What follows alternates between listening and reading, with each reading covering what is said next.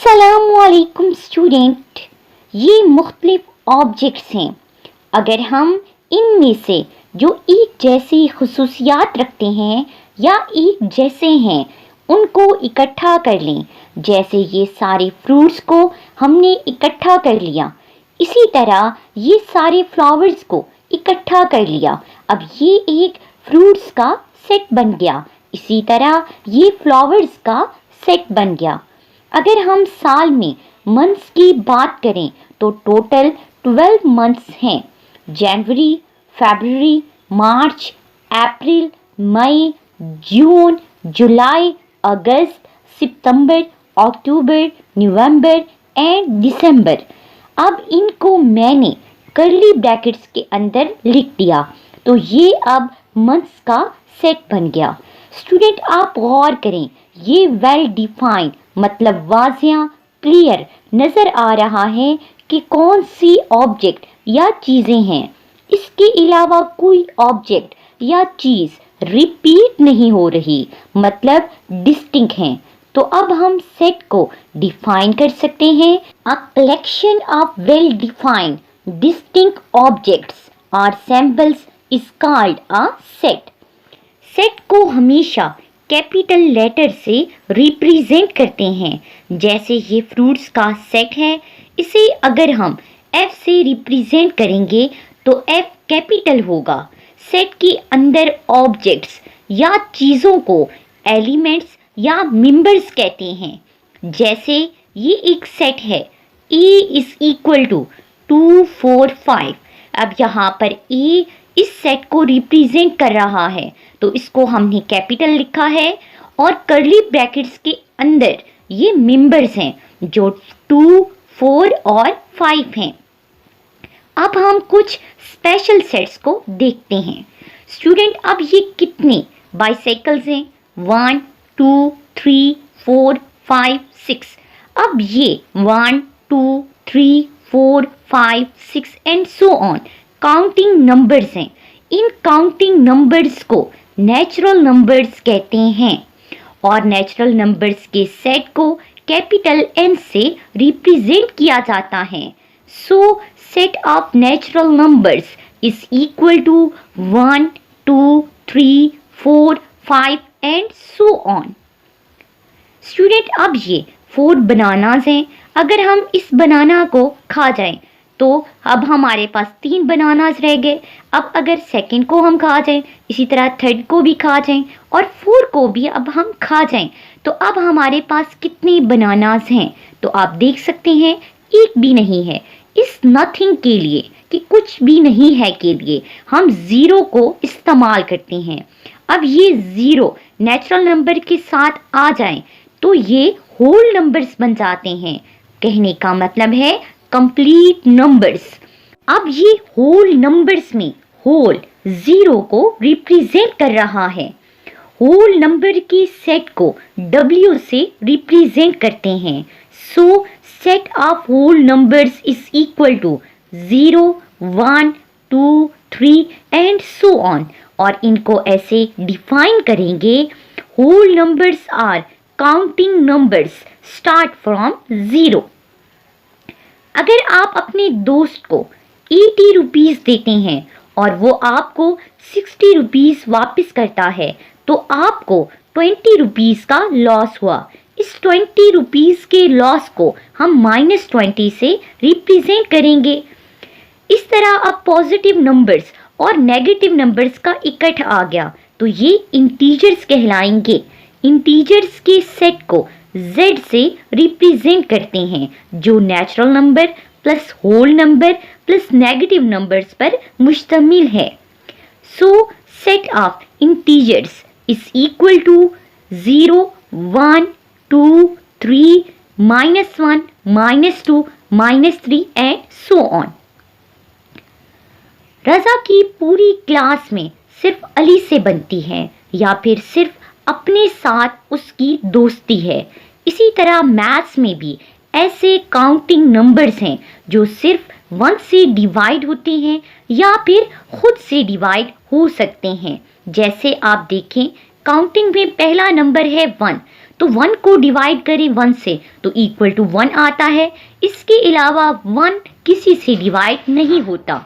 इस तरह 1 का एक फैक्टर हुआ। कहने का मतलब कि 1 सिर्फ अपने ही नंबर से डिवाइड हो सकता है। अब 2 की बात करते हैं। 2 को डिवाइड करें 1 से तो 1 से भी डिवाइड हो सकता है। 2 को डिवाइड किया 1 से तो आंसर आया 2। इसी तरह 2 को 2 से डिवाइड करें तो आंसर आता है 1। तो 2 1 से भी डिवाइड हो सकता है और अपने से मतलब 2 से भी डिवाइड हो सकता है। तो इसके फैक्टर हुए 2। अब बात करते हैं स्टूडेंट 3 की। तो 3 को डिवाइड करें 1 से तो आता है 3 और इसी तरह 3 को 3 से डिवाइड करें तो आता है 1। तो 3 भी 2 नंबर्स, एक खुद से और एक 1 से डिवाइड हो सकता है। इसके फैक्टर्स हुए 2। अब बात करते हैं 4 की। तो 4 को डिवाइड करें 1 से तो 4 आता है। इसके अलावा 4 को डिवाइड करें 2 से तो आंसर 2 आता है और 4 को डिवाइड करें 4 से तो आंसर आता है 1। इस तरह 4 के 3 फैक्टर हुए। अब 5 की बात करते हैं। 5 भी 1 से और अपने ही 5 से डिवाइड हो सकता है। तो ऐसे नंबर्स जिनके सिर्फ 2 फैक्टर्स हैं वो प्राइम नंबर कहलाएंगे। तो यहाँ पर आप देख सकते हैं 1 और 4 प्राइम नंबर नहीं है। तो यहाँ पर प्राइम नंबर हैं 2, 3, 5, 7, 11 and so on. Prime numbers are those numbers which have 2 factors, that is divisible by 1 and itself. Prime numbers के सेट को कैपिटल P से रिप्रेजेंट किया जाता है। So set of prime numbers is equal to 2, 3, 5, 7, 11, 13 and so on.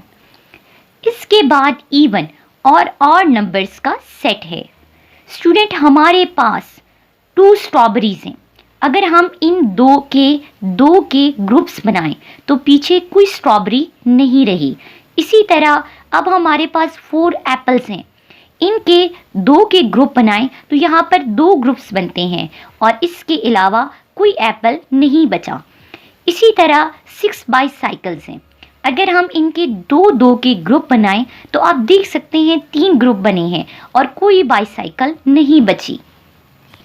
तो ऐसे numbers जो 2 से डिवाइड हो सकते हैं या मल्टीपल ऑफ 2 हैं वो इवन नंबर्स कहलाते हैं।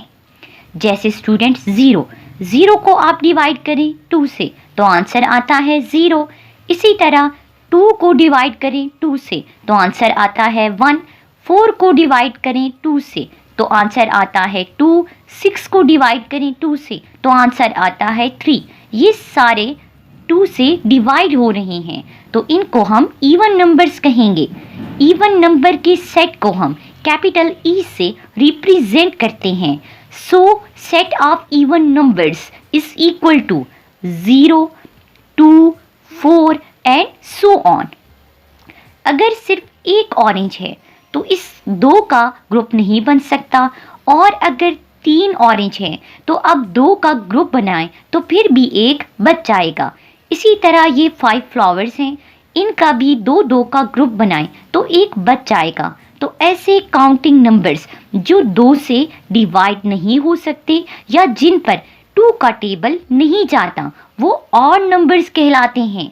जैसे 1, 3, 5 आप देख सकते हैं ये 2 से डिवाइड नहीं हो सकते। इनको हम O से रिप्रेजेंट करते हैं।